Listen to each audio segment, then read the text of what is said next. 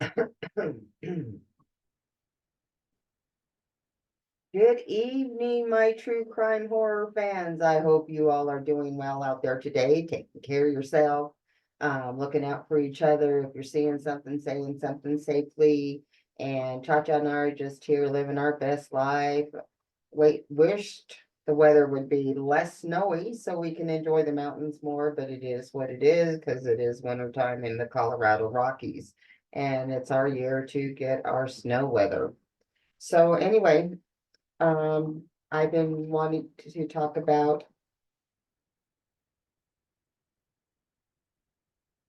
So tonight I want to talk about the demonic dermatologist. His name is Richard Shipper.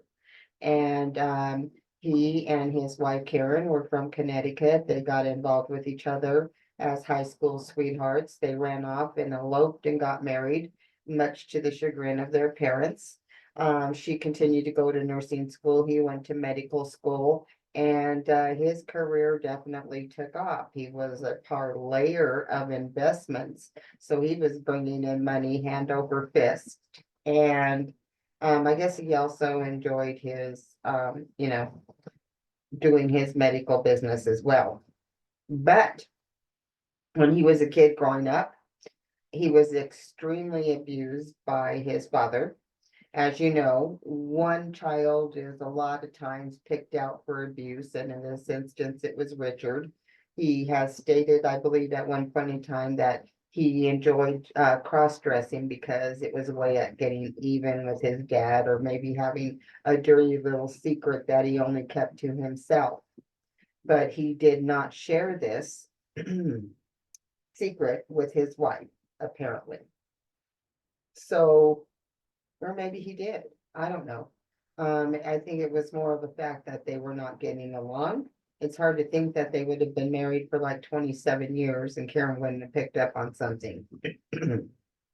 Anyway, he thought that Karen was after his money, or I guess he adored money.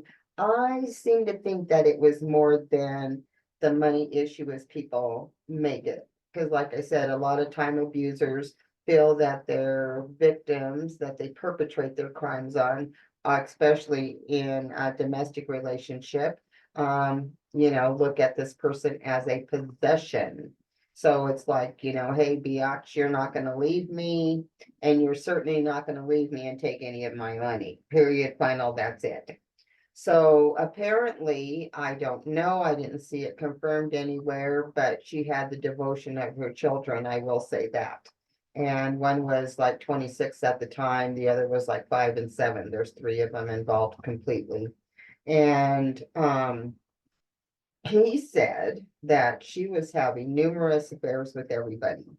She had tried to leave him, and when she told him she wanted to leave prior to, he stabbed her, and then he ended up in a mental ward.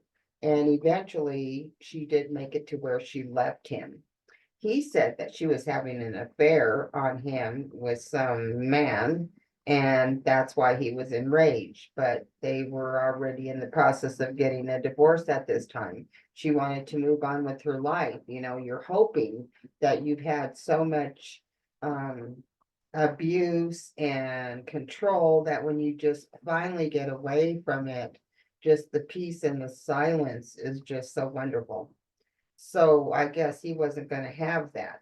He ended up going to a friend of his girlfriend's house, and he picked up a shotgun. And then he went over to Karen's, and he took Karen off the planet Earth.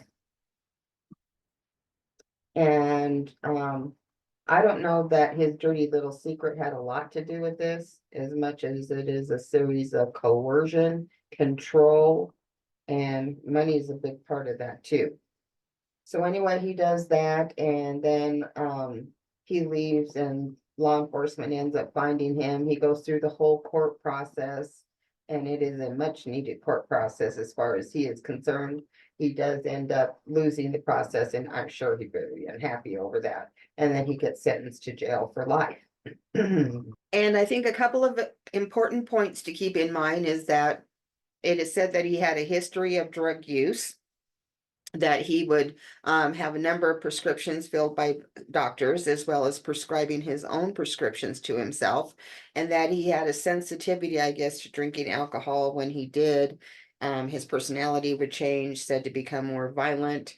And I do see that that does happen in people, and I think that's why crazy things happen when people drink. So when he was picked up for the expiration of his wife, he did say that he had no memory at all of what had happened. Everything was just a blank slate to him. And then they asked him, "Well, have you been drinking?" He's like, from what I recall, I had 3 or 4 drinks of wine." Well, 4 drinks of wine is a bottle.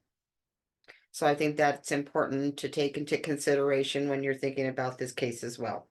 Well, he does end up doing time, and while he's in there, I guess his cellmate comes back one day, and there he is, dangling from a sheet. I don't know. You tell me. So it's another situation of I love you, but I hate you, but you're mine, and I tell you what to do. You don't tell me. Even, and then, as everybody knows, the breakup situation is the worst situation in the world that you have to face when you're going through a breakup. So with that, Cha-Cha and I wish you the best of luck. You all take care of yourself out there and keep your peepers open. Love you all.